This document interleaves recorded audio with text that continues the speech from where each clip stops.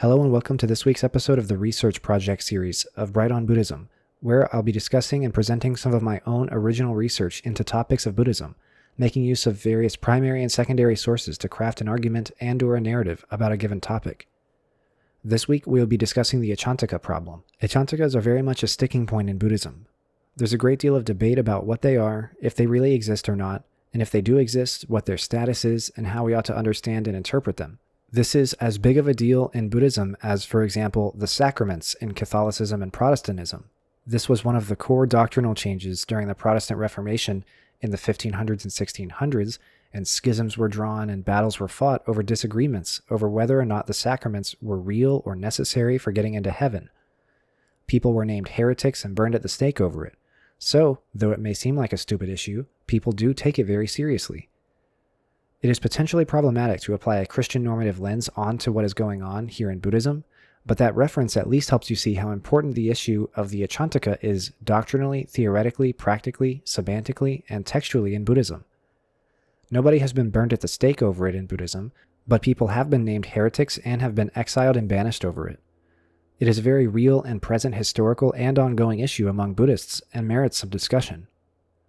So first, I'm going to present an explanation of the etymology and the various definitions of the word Icchantika. The definitions I give will later be discussed and dissected and challenged as we proceed through this entire episode. As I present this etymology and discussion, I'll also mention various texts where the word is mentioned and what they say. Then I will give a doctrinal history demonstrating change over time in Buddhist doctrine concerning the Icchantikas. Namely, I will provide discussion about how, as soon as the concept of Buddha nature arrives historically, the concept of the Icchantika is virtually done away with, except in a few notable cases.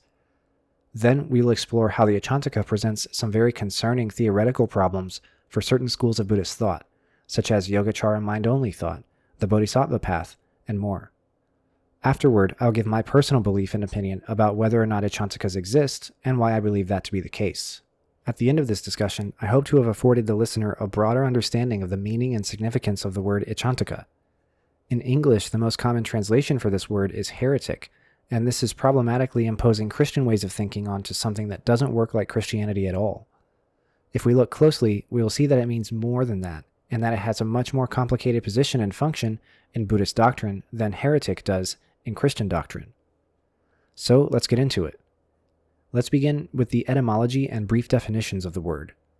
Seishi Karashima, a now deceased philologist of Indian texts, gives a very detailed etymology of the term in his article, Who Were the Icchantikas?, in the annual report of the International Research Institute for Advanced Buddhology at Soka University in Japan.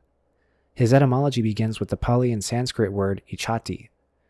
This is defined as, quote, somebody who fancies, maintains, holds, claims, accepts, admits, or approves of a theory, unquote. When the suffix ka is added, it becomes defined in a dictionary sense as one who claims or one who has an opinion. Because of its various usages in various texts throughout Buddhist history, there are at least 6 identifiable and distinct definitions of the word. 1. One who lacks Buddha nature and will never reach enlightenment. 2. Devotees of hedonism, people who succumb heavily to sensory desires. 3. Hedonists who are damned or in a state of perdition. 4. Members of a clan or lineage, known as a gotra in Sanskrit, which are beyond redemption and completely lack the capacity to achieve nirvana. 5. A secularist or non-religious person who rejects religion and religious practice. 6. Slanderers of the Dharma, the Buddha, or the Buddha's disciples. These 6 definitions will be dissected and challenged throughout this whole discussion, but I wanted to mention that there is also some overlap between them all. I listed them as distinct because they each bring an important point of discussion to the table. The first one brings up the question of if it is possible that there are sentient beings out there without Buddha nature. The second one brings up the issue of desire and how it relates to enlightenment and Buddhahood. The third one brings up damnation and perdition. Are such things real in Buddhism? The fourth one brings up gotra theory, or the theory that all beings exist in one of 5 gotras, or clans. These clans are not related to family or socioeconomic status, but are instead related to one's relationship to the Buddha and the Dharma. The fifth one brings up the issue of secularity and what that means in the environment in which Buddhism appeared in India 2,500 years ago. The sixth one brings up the issue of slander or rejection of the Buddha and his teaching, and how that factors into one's enlightenment as well. It's important to remember what's at stake here. The existence or the non-existence of the Icchantika brings up the question of the very possibility of enlightenment. At the core of all of these definitions is the question of whether enlightenment and Buddhahood is for everybody, or if it's just for a noble few. This question has been answered in numerous ways by the different texts and schools of Buddhism, and that's what our central discussion topic is today.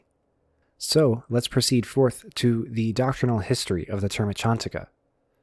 By doctrinal history, I mainly mean that I intend to discuss who is saying the term, who they're speaking about when they say it, when in Buddhism's history they're saying it, and when and why they stop saying it.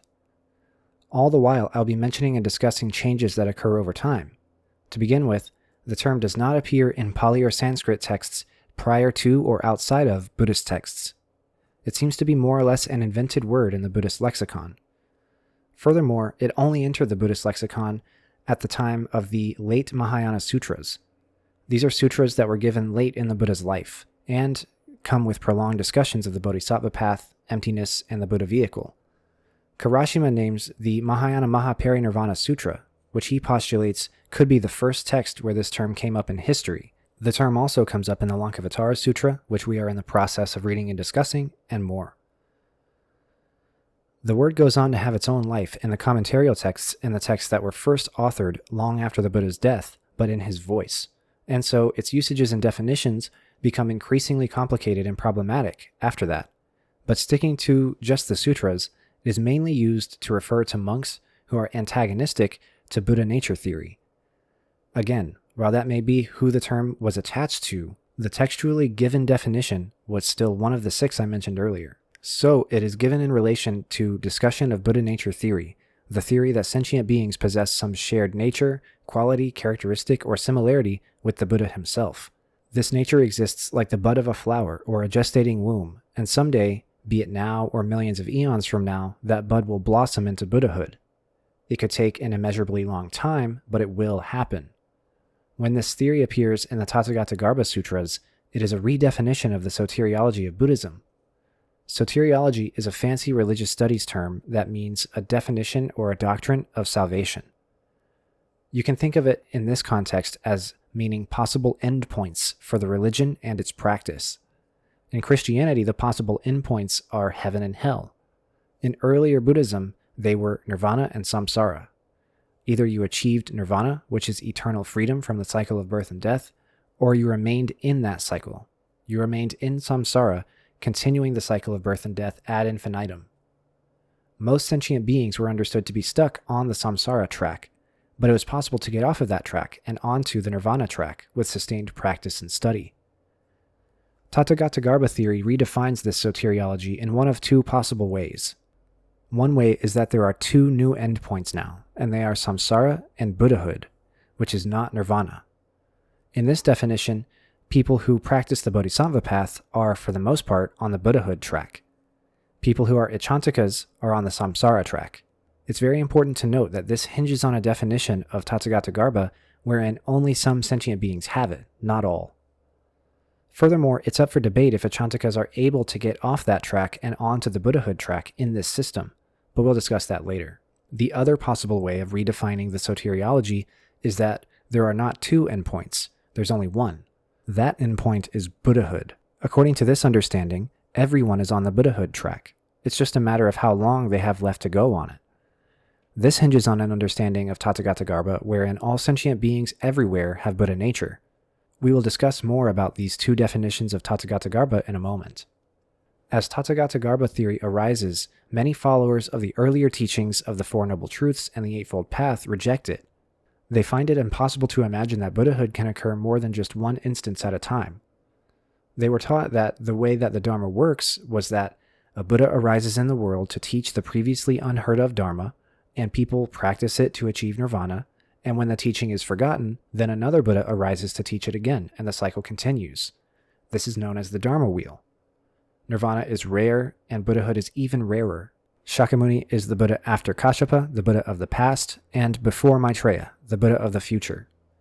If everybody has Buddha nature, then Buddhahood is a characteristic and a quality that supersedes the historical Buddha himself, and that cannot be, because the historical Buddha himself is the only one who has verifiably ever achieved it in our current age. If we all have Buddhahood, then what is the point of practice and exertion on the path of enlightenment? Why should we work? Why should we practice and study? Why should we be compassionate and loving individuals if we're already on the right track regardless? There are a few answers to these questions that are given by the Mahayana texts. One is that practice, study, and exertion are not completely invalidated by Buddha nature theory. We may be on the Buddhahood track, but we won't actually go anywhere unless we purify bad karma and accrue good karma according to the Eightfold Path. Tathagata Garbha theory alone does not invalidate previous paths to enlightenment. According to the Mahayana, it actually only adds more straightforward paths to it than were previously given. The first path was the path of the Four Noble Truths and the Eightfold Path. This path is very lengthy and includes a lot of very difficult exertion.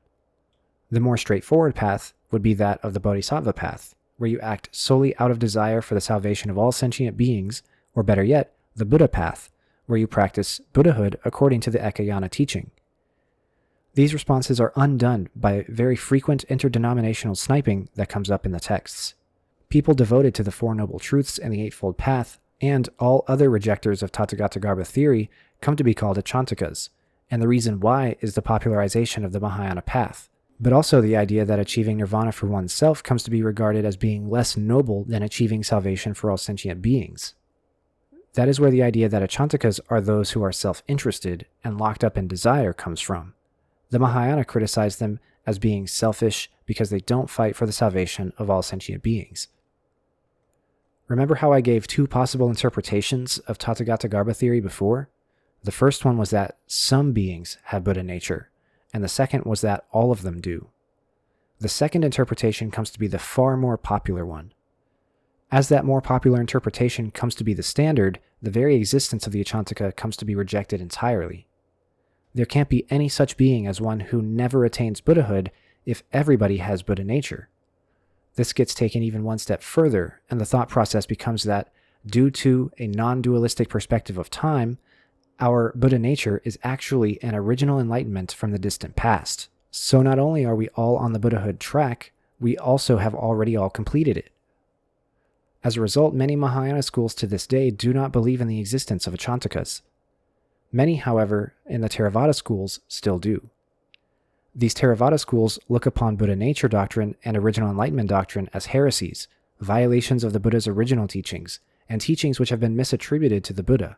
Their arguments, as we have mentioned, are textual in the sense that sermons which discuss Buddha nature are comparatively later in the Mahayana texts and thus the farthest removed from the historical Buddha's actual life, and so come to be regarded as being misattributed to him.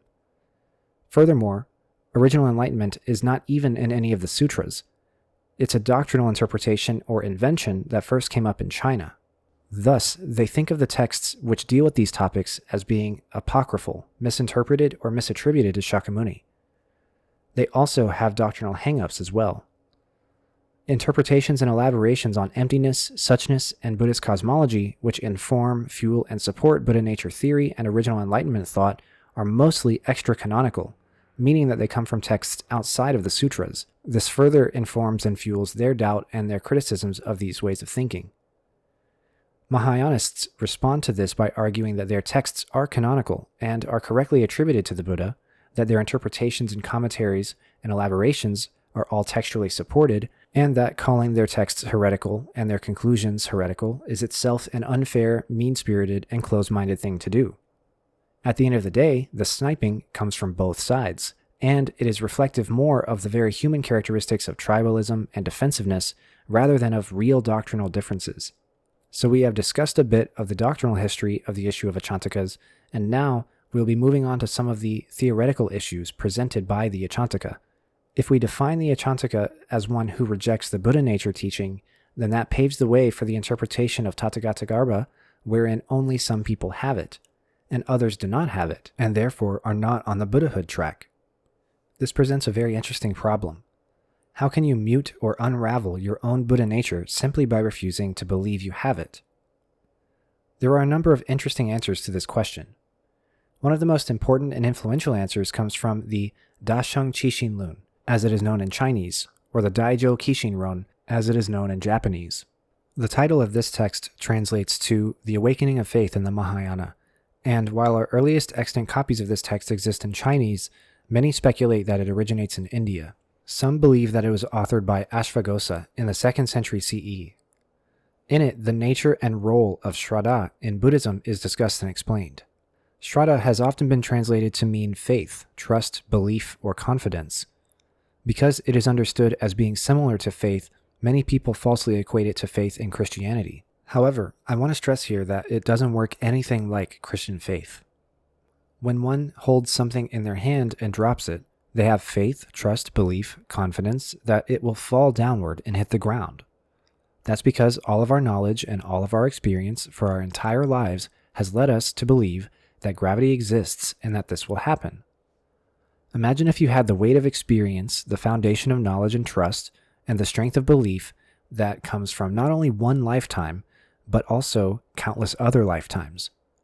The Awakening of Faith text urges the reader to cultivate that sort of faith, belief, and trust and confidence in the Buddha's teaching.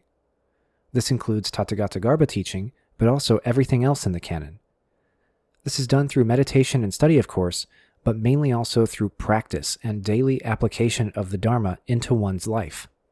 The argument of the text is that if you apply the Dharma enough throughout your many rebirths, you'll see it work enough times that your faith will accumulate over many lifetimes.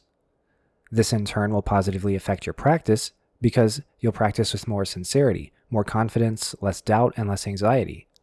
Once your practice becomes purified in this way, your faith or your belief will in turn be purified in a similar way.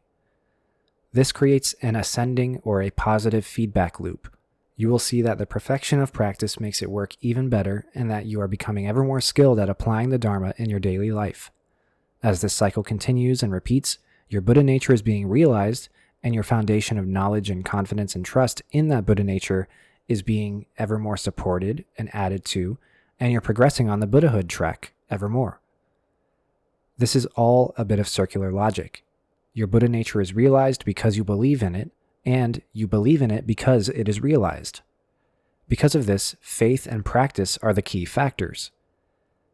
This is a firmly religious way of thinking, to use a term I've used on the show before.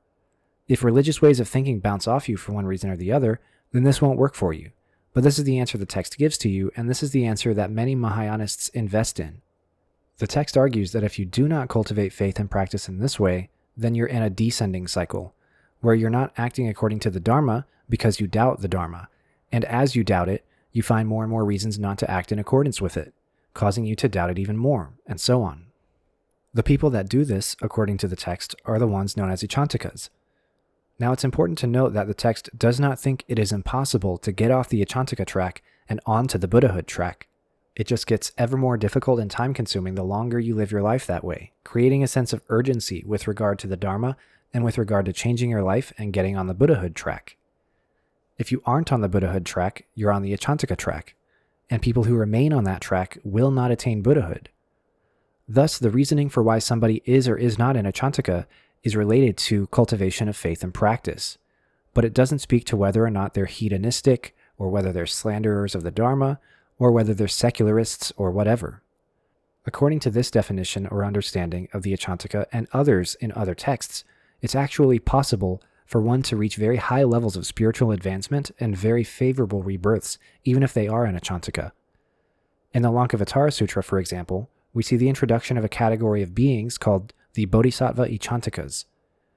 These are beings who are so committed to the Bodhisattva path, to their original vows of saving all sentient beings, that they never attain Buddhahood, because they always have sentient beings to save. This indicates that they have one final step to cross with regards to faith and practice. The most likely step that remains for them to cross is that they need to acknowledge that their work is already done, in a sense, because of the truth of Buddha nature. By that definition, we can see again that Buddha nature is the hinging point for whether or not you're an Icchantika, and thus whether or not you actually achieve enlightenment. So to sum these two texts up together on this topic of the Icchantika, the idea is that one's own Buddha nature can only be realized if one believes/knows that they have it in the first place. If not, then it won't be realized. And what is the difference between it not ever being realized and not having it at all? Functionally speaking, there is none. This paves the way for the possibility of interpreting every sentient being as having Buddha nature, but still there being some Icchantikas out there, because they don't believe/know that they have it, or they actively reject the idea that they have it. In this interpretation, there is again an urgent need to impress upon all sentient beings that they have this Buddha nature and that they need to work on realizing and uncovering it. Interestingly, in esoteric Buddhism, it is thought that one's Buddha nature remains untarnished by belief, faith, or confidence or lack thereof, and it continues to gestate indefinitely regardless of those things. And eventually it reaches a level where a person is fixedly determined to encounter the Buddha Dharma in one way or the other and achieve a state of non-retrogression, which means that they are hardwired onto the Buddhahood track. This solves the problem of the Icchantika very elegantly by contending that they don't exist, but doubt, rejection, and ignorance still do exist, and Buddha nature is just simply untarnished by those things. So now I want to go back to that thing I mentioned earlier called Gotra theory. Gotra theory is the theory in Buddhism that all sentient beings are members of one of 5 Gotras, which are clans or lineages. Again, these are not defined by blood relations or by professional associations or anything like that. They're defined by one's relationship to the Dharma. The 5 Gotras are 1. Arhats, 2. Pratyekabuddhas, 3. Buddhas, 4. Those with indefinite or indeterminate lineage, and 5.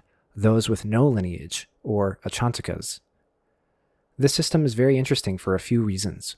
One reason is that there is mobility between many of these Gotras. If you are of indefinite lineage, you can join any of the others through practice and study, or lack thereof.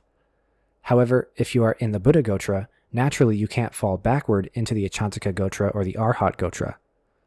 There is debate about if there is mobility out of the group of people with no lineage, which we'll discuss in a moment. Another reason this is interesting is that the Icchantikas are separated from the Arhats. We have mentioned several times already that the Arhats are often called Icchantikas. The Lankavatara Sutra calls anybody who rejects the Bodhisattva path an Icchantika, and the Lotus Sutra calls anybody who rejects the Lotus Sutra teaching an Icchantika. And even Bodhisattvas can be Icchantikas. Thus, this definition casts a very wide net and catches a very large number of sentient beings. Also, we have seen that those who reject the Buddha nature teaching are called Icchantikas, and those who do that are predominantly Arhats, adherents to the earlier teachings of the Buddha. So, who are the people without a Gotra, the Icchantikas, and can they get out of that group? Before we continue, we should note that Gotra theory is more or less done away with over time in Buddhism's history. Instead of defining members of these different lineages as being members of a particular Gotra, which implies that they are being born into them, these different categories like Arhat and Buddha and Pratyekabuddha become reimagined as vehicles, tools and paths to Buddhahood or to enlightenment that you can choose between and that you can choose to get onto or not get onto. Nevertheless, it seems that the people without a Gotra are simply all non-Buddhists in the whole universe. Buddhism did not come up in a vacuum, and so it acknowledges that there are people out there who are not followers of the teachings of the Buddha. In this interpretation, they're not necessarily looked on negatively.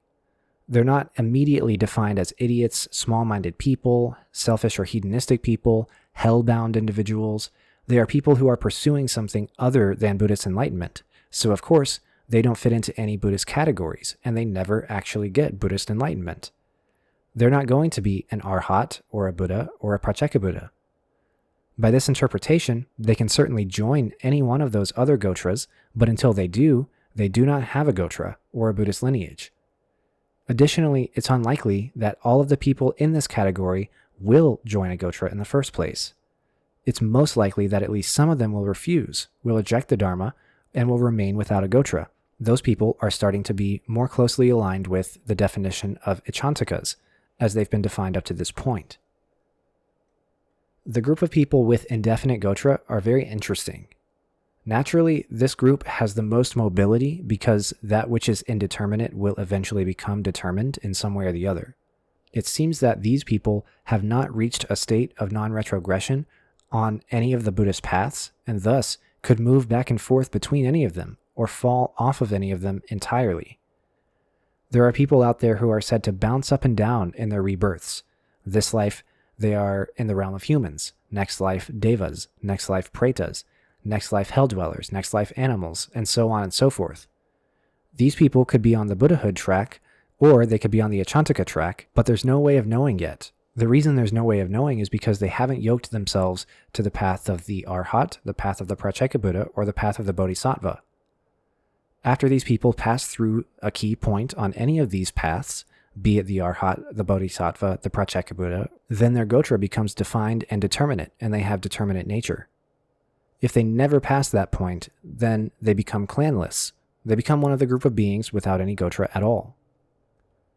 As you can see, Buddha nature doctrine flattens this entire system. Everybody suddenly falls into either one or two groups. Either all beings everywhere are on the Buddhahood track and are in the Buddha Gotra, or they're split between the Buddha Gotra and the Icchantika Gotra. This is part of why the Gotra system was abandoned in later Mahayana history. It's simply too rigid structurally to make much sense in the real world. So, after this whole discussion has been presented, the question remains, do Icchantikas exist or not? Hopefully I've presented enough information on the issue for you to decide one way or the other whether or not you believe in them. I will give my own personal opinion on the issue. This is a personal opinion that I have formed based on the texts I've read. I've not read every single text, and my opinion is solely my own. If you have a different opinion, good for you. My opinion is that I believe in the universal Buddha nature argument. I buy into the esoteric Buddhist arguments that the entire universe is the Dharma body of Vairocana. We're all manifestations of him, and that as a result, we have a shared nature with him, and that we compose a Dharma world text. Selfishness, anger, hatred, greed, and ignorance are all part of that teaching, and we ought to be compassionate and nice to each other to remove those things from the world. However, they can never be completely removed from the world, just like they'll never be completely removed from the Dharma teaching, which needs greed, anger, hate, ignorance as something to teach against. So, all life for all eternity is a constant struggle between compassion and hate. Because of this, compassion can never falter or shrink, and must grow to the size of the universal. Accordingly, there are no Icchantikas. There are just people who don't understand or trust in their own potential to be compassionate and loving individuals. I hope you enjoyed this week's research project episode discussing the Icchantika problem. Thank you for listening, and we'll see you next time. My name is Nick Bright, scholar of East Asian religions and voice of Hearer. And I'm Docs, editor, question asker, and voice of Hermit. And this is Med Bright on Buddhism. Thank you for listening. If you like our podcast, or if you have a question you'd like us to discuss, we'd love to hear from you. Please consider leaving a comment or review, subscribing, or joining us on social media. Email us at bright.on.buddhism@gmail.com or find us on Mastodon at brightbuddhism@mstdn.party. As always, citations and resources for this episode can be found in the show notes. Thank you.